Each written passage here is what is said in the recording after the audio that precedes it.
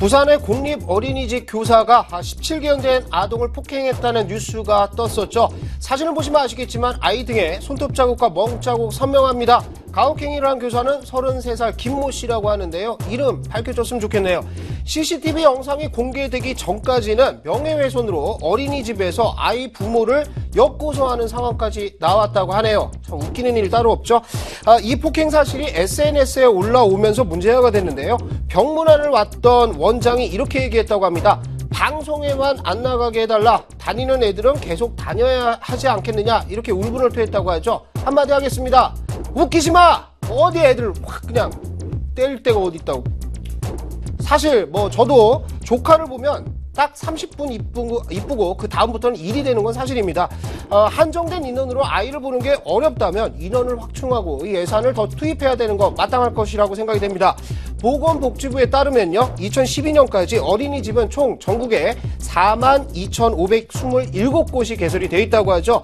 어제도 한번 얘기를 했듯이 현대 사회는 맞벌이를 해야 그나마 저축할 수 있는 사회입니다. 정부의 사회복지 정책에 따른 예산이 엄한 곳에 쓰이는 것이 아니라 정작 필요한 곳에 쓰여야 된다. 다시 한번 강조를 하고 싶고요. 어린이집에 대한 관리 감독, 어린이집 직원들의 투철한 사명감이 우리 아이들의 미래를 키울 수 있다는 점 잊지 않아야 되겠습니다.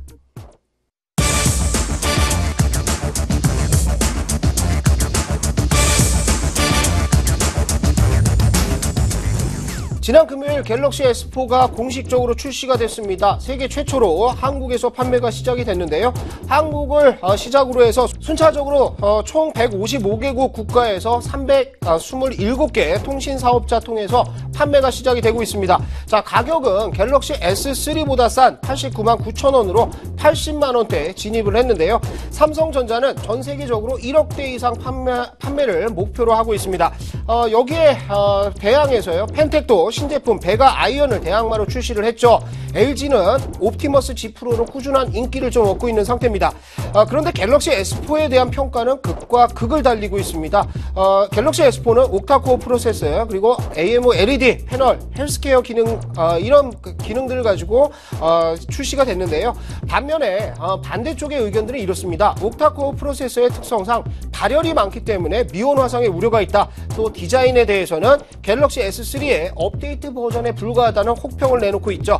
자, 요즘에 시장에 갤럭시 노트 3 조기 출시에 대한 기대감들이 좀 부각이 되고 있는 상태죠. 루머가 도는 이유는요. 갤럭시 S2의 실패와 같은 전철을 밟지 않을까 우려감이 있다라는 증거라고 볼 수가 있겠습니다. 제품 가격이 낮아지는 것은 좋은 현상입니다. 앞으로의 선전 기대하지만요. 지금까지의 스마트폰을 뛰어넘는 혁신을 한번 삼성전자에서 보여줬으면 하는 바람입니다.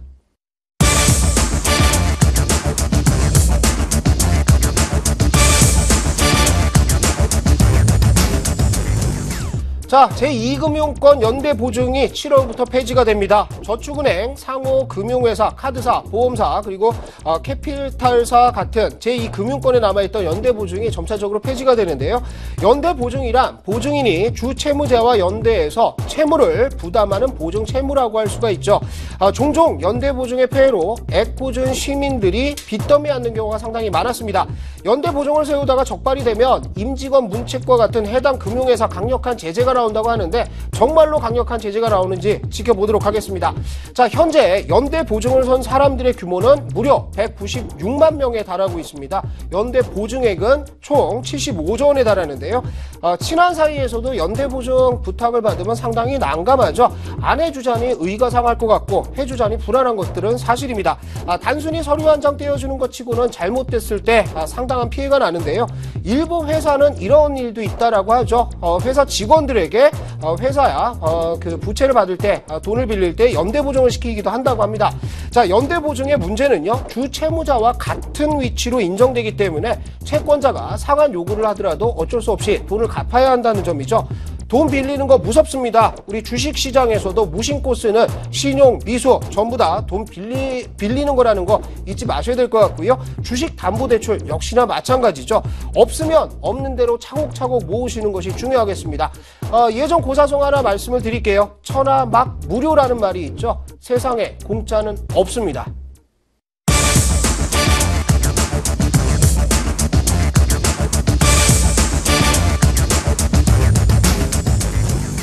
네, 오늘은 민감하지만 이 얘기 한번 해야 될 것 같습니다. 매일같이 쏟아지는 사건, 사고 뉴스들 보시면요, 빠지지 않는 것이 성폭력과 관련된 기사입니다. 예전에 나주 고종석 사건, 잠자던 7살 초등생을 이불째 납치해서 성폭행한 사건이죠. 수원 여대생 성폭행 이후에 사망할 때까지 모텔에 방치를 하는 사건, 지금 재판 중에 있습니다. 오늘도 용돈을 준다면서 초등학생을 성폭행한 50대 남성 항소심에 대한 뉴스가 나왔는데요. 영화 살인의 추억에 나온 송강호의 대사 생각이 납니다. 여기가 강간의 천국이냐? 이런 생각 안 들 수가 없죠. 성범죄자의 재범률은 50% 이상 된다고 합니다. 형법 제297조에 보면요, 폭행 또는 협박으로 사람을 강간한 자는 3년 이상의 유기징역에 처한다, 이런 조항이 있습니다. 최근 들어서 양형 기준이 상향 조정이 좀 되고 있습니다. 13세 이상의 청소년을 성폭행한 뒤 살해할 경우 기본적으로는 무기징역 준다라고 하죠. 기존 권고 형량에서도 전반적으로 징역이 1년에서 4년 정도 상향 조정이 되고 있는 상태입니다. 논란은 있겠지만 국민의 공감대는 더 높은 형량으로 사회와 분리시키는 것 바라고 있죠. 최근 화학적 거세가 시작이 됐는데요. 주식시장에서는 관련주를 찾는 웃지 못할 광경도 나오는 그런 상태입니다. 저는 이런 기사들 보면 한마디 하고 싶습니다. 잘라! 그냥 잘라!